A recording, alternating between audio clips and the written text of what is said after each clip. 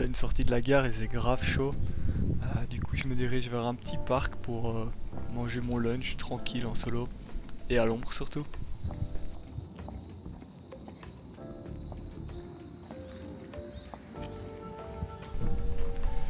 Lunch très japonais constitué principalement d'un onigiri et d'une boisson Pocari Sweat pour ceux qui connaissent. C'est une boisson aux électrolytes.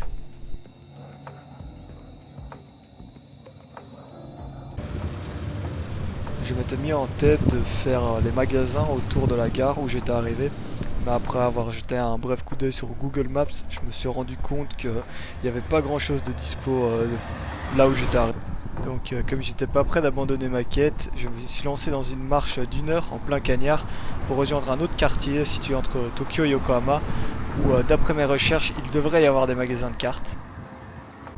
Aussi en tant que fervent amateur de petits quartiers reculés du Japon et de parcs, je me suis dit que j'allais passer par tous les parcs que je croiserais sur la route.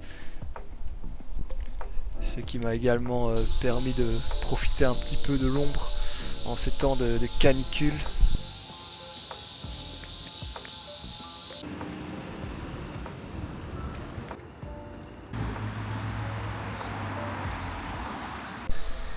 Franchement, ça permet de faire de belles découvertes près ou loin de chez soi quand on vit au Japon. Si cette chaîne était une chaîne de review de parcs, le parc que vous voyez maintenant à l'écran, je lui donnerais 4 étoiles et demie sur 5 facilement. Très très cool, des petits Ojisan qui étaient occupés à pêcher, un petit ruisseau qui traverse le parc. Et également plus loin il y avait un parc aquatique aussi, ce qui est quelque chose de presque non existant, en tout cas très très rare à Tokyo.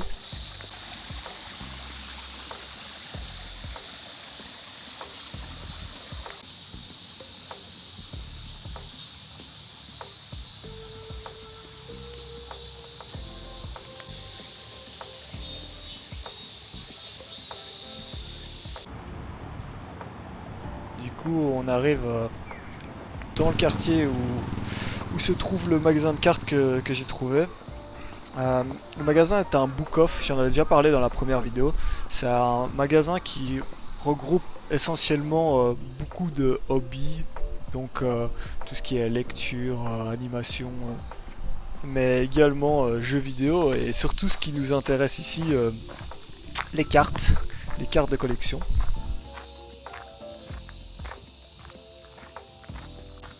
Quand je fais des marches à Tokyo et que je m'arrête au combini, j'essaye toujours de voir s'ils n'ont pas des cartes Pokémon. Ici, ils n'avaient pas de cartes Pokémon, c'est très souvent sold out, on va pas se mentir. Mais ils avaient du Magic Final Fantasy. Là, on arrive au Book Off. Je vous ai filmé les vitrines. Si vous voulez voir un peu les prix, faites pause et vous voyez un peu les prix auxquels vous pouvez trouver les cartes ici au Japon. J'ai également acheté 2 boîtes mystères Pokémon, une à 500 yens et une à 300 yens, qu'on va ouvrir plus tard dans la vidéo.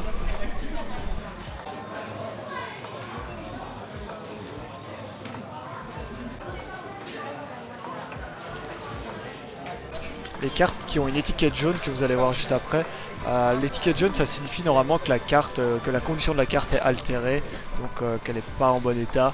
Mais il faut savoir que si on collectionne j'allais dire différemment du Near Mint ou du Mint, ça reste très intéressant parce que les défauts sont généralement vraiment mineurs sur les cartes.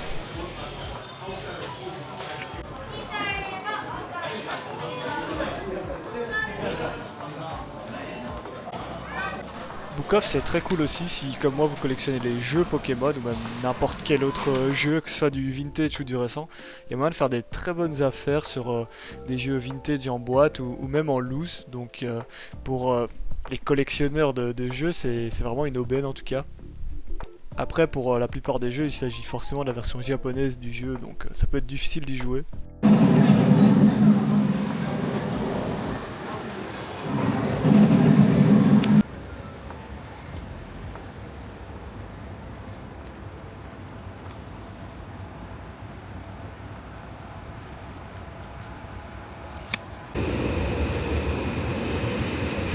Voilà, c'est le soir, de retour chez moi après une longue journée de marche et de recherche de cartes.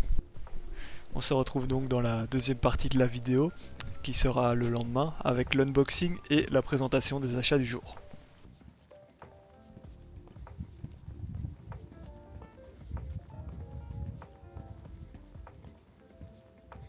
Alors on se retrouve, on est le lendemain du petit vlog que vous venez de voir. On se retrouve là aujourd'hui pour un peu vous montrer ce que j'ai pu trouver, même si le butin est un petit peu maigre, on va pas se mentir. Il y a les deux boîtes ici, les deux boîtes mystères que j'ai eu dans la machine au Book Off. Il y a une boîte qui était à 500 yens et une boîte qui était à 300 yens. Alors je me rappelle plus du tout des hits qu'on peut avoir, mais je vais vous les afficher à l'écran. Je les ai montrés dans le vlog, mais je vous avoue que je me rappelle plus du tout. Donc je vais les afficher quelque part à l'écran. Pour ceux qui ne sont pas familiers avec ce concept, ce sont des boîtes mystères. Il y a généralement entre 3 et 5 cartes dedans. Donc toutes les cartes sauf une sont généralement des communes ou peu communes. Et la dernière carte est considérée comme un hit. Première boîte, voilà, comme j'ai dit, je ne me rappelle plus laquelle était à 300 yens, laquelle à 500 yens. On va essayer de deviner en fonction de ce... Ah, je ne vais pas me spoil. Alors, généralement, le hit est... Ah ben voilà, il y a une carte sous sleeve et deux qui ne sont pas sous sleeve. Du coup, ça veut dire que le potentiel hit est ici. Donc, qu'est-ce que nous avons ici? Alors, un Victini Holo de SV11B. Voilà, qui était donc pas sous sleeve. Tronchaudon aussi de SV11B Holo. Et donc, le potentiel hit... Scalpion AR, pas mal. Bon, après c'est dur à deviner parce que si on a un top hit dans la boîte à 300 yens, forcément, voilà, on pourra penser que c'est la plus chère des deux. Mais... Alors ici, aucune carte sous sleeve. Ouais, il n'y a plus rien dans la boîte, donc c'est plutôt mauvais signe. Donc on va voir ce qu'on a eu. Ok, donc lame de fer X de SV8A. Donc pas trop mal pour le moment.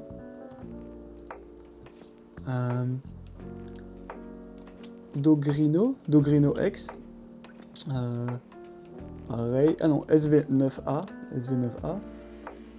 ok, et la dernière, ok, Miascarade, SV4A X. Donc voilà, ici par exemple on a eu 3 cartes X. Par rapport à ouvrir des boosters, je pense que ça reste d'une certaine manière plus intéressant, mais bon voilà.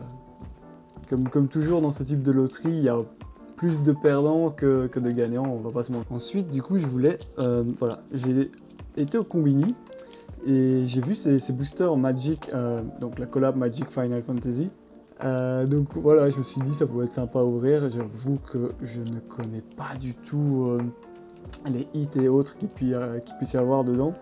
Et donc petite particularité, donc ce sont des boosters de 14 cartes et c'est vraiment pour le plaisir de découvrir un TCG un peu différent et de vous le faire découvrir aussi, pourquoi pas.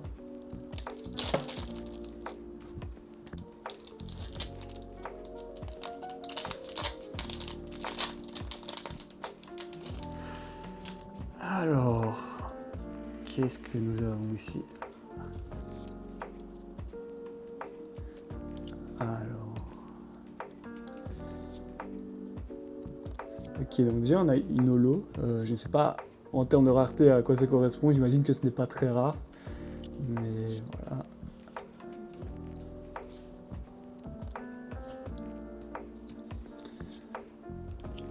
Ah, les cartes terrain, j'ai vraiment toujours aimé. Déjà, il y a le côté illustration que je trouve. Voilà, généralement les détails et autres sont vraiment très jolis. Au début du TCG Magic, en tout cas quand j'étais plus jeune et que je collectionnais, il n'y avait pas énormément de cartes et voilà, les cartes terrain représentaient quand même une partie assez importante du nombre de cartes.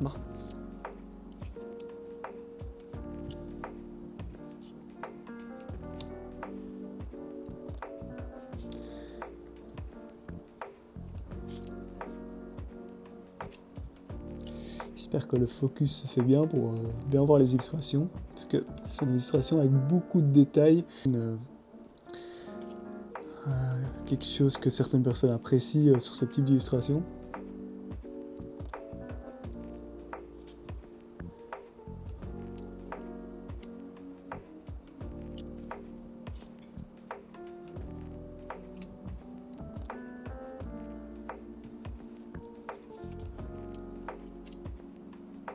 Boosters avec plus de cartes généralement sont un peu plus compliqués à ouvrir. J'ai l'habitude des boosters à 5 cartes japonais sur Pokémon qui sont relativement faciles à ouvrir. Mais voilà, je sais que quand les boosters contiennent plus de cartes, probablement que le scellage est un petit peu plus résistant. On va ouvrir dans le même ordre que juste avant. Franchement, les illustrations sont vraiment magnifiques. Enfin, vraiment très très joli, très beau travail là-dessus.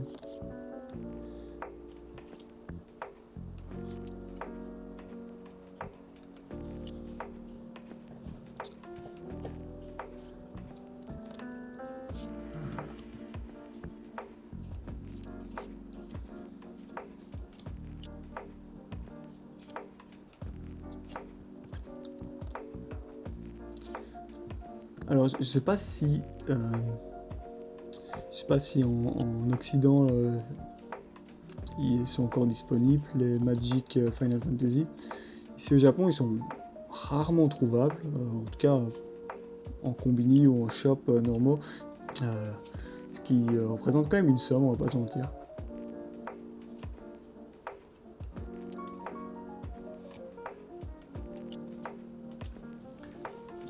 Alors voilà pour les TCG Final Fantasy Magic. Alors nous allons ensuite passer aux cartes que j'ai achetées chez Book Off. Donc il y avait 3 cartes. Je pense que vous les avez vues. Bon, vous pouvez pas deviner lesquelles forcément, mais quand j'ai filmé les vitrines au Book Off, bon, les cartes apparaissent à certains moments. Book Off, c'est une franchise ici au Japon. Ils ont des magasins partout. Et bon, voilà, je suis habitué à y aller et j'ai une petite idée des prix pour quel type de carte. Peut-être avoir des prix un peu plus intéressants, mais pour le coup, non, il n'était pas si attractif que ça. Voilà, les cartes, il y en a 3. Les 3 sont pour ma collection personnelle. Alors, on va commencer par la première. Donc ici, la tag team des bébés Pokémon. Melo, Toudoudou et Togepi. Et voilà, elle est dans un état plus que correct. Combien j'ai payé? J'ai payé voilà, ici la sleeve 1400 yens moins 20%. Donc 1220 yens. Voilà, de nouveau, c'est pas la tag team la plus populaire, donc pas la plus chère non plus. Mais ici, même avec les 20%, ça restait un prix relativement élevé, mais voilà, j'étais là, je l'ai vu, je me suis dit, c'est le moment de la prendre. Sinon, c'est pas la carte que j'aurais pris en priorité en général. La deuxième carte, c'est le Steelix de Mega Brave, si je me trompe pas, le Steelix AR. Alors celui-ci, pour le coup, donc il n'était pas en promo, et il était à 346 yens, donc plus taxe 380 yens, ce que je trouve vraiment intéressant pour une série très récente, la série en cours on va dire. C'est un Pokémon que j'apprécie énormément. Si vous me suivez sur Instagram, vous avez pu voir, j'ai déjà partagé en story ou même en post des cartes de Steelix. Donc voilà, un air très sympa, un prix très démocratique on va dire. Et ce qui est assez étonnant d'ailleurs parce que les autres AR qu'ils avaient de séries peut-être plus anciennes n'étaient pas forcément à des prix très bas. Donc bon, voilà. Donc voilà pour la dernière carte achetée à ce Book Off, il s'agit du Bulbizarre AR de Mega Brave. Donc un petit banger, je pense la AR la plus populaire et celle qui vaut le plus d'argent dans la série. Mais en vrai ça donne vraiment bien, c'est vraiment joli. Donc pas déçu, je regrette pas du tout d'avoir acheté cette carte. Le prix de nouveau, voilà, un petit peu dubitatif. Il était affiché à 1164 yens, donc 1280 avec taxe, auquel on enlève 20% de discount.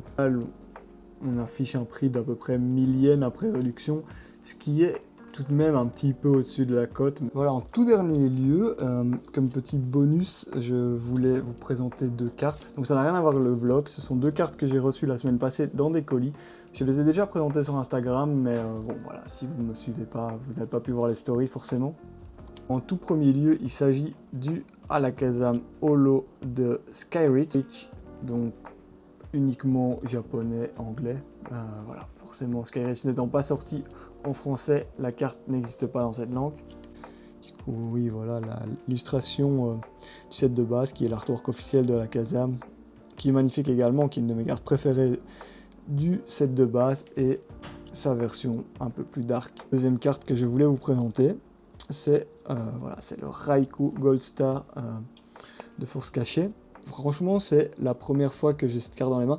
Pour être honnête, parmi les Gold Stars, je trouve que les chiens légendaires ne sont pas les plus jolis de mon point de vue. Le fait d'avoir Raikou maintenant dans les mains me fait un peu mentir. Je trouve vraiment la carte très très belle avec le fond en nuances de bleu. Je ne les collectionne pas personnellement, je collectionne les brillantes de Neo, mais pas les Gold Stars. Je sais qu'il y a énormément de gens qui les collectionnent. Du coup, petit récap, les cartes achetées au Book-Off, la réception de cartes de la semaine passée. Ici, les cartes dans les boîtes mystères du Book-Off. Je les ai mis sous sleeve, donc voilà, comme vous avez pu voir, elles n'étaient pas sous sleeve, donc je les ai mis sous sleeve. J'ai également changé les sleeves des cartes que j'ai achetées au Book-Off, donc j'ai enlevé les sleeves avec les prix. Et voilà aussi les cartes Magic Final Fantasy, donc j'ai mis sous sleeve les cartes que je considérais moi-même comme des hits, même si peut-être qu'elles ne le sont pas. Les cartes que j'ai trouvées en tout cas sympas aussi, je les ai mis sous sleeve. Merci à tous d'avoir suivi ce mini-vlog ainsi que ce compte-rendu d'achat. On se retrouve dans une prochaine vidéo et je vais essayer d'en sortir une par semaine, mais il n'y a encore rien de garanti. En attendant, portez-vous bien. Bye.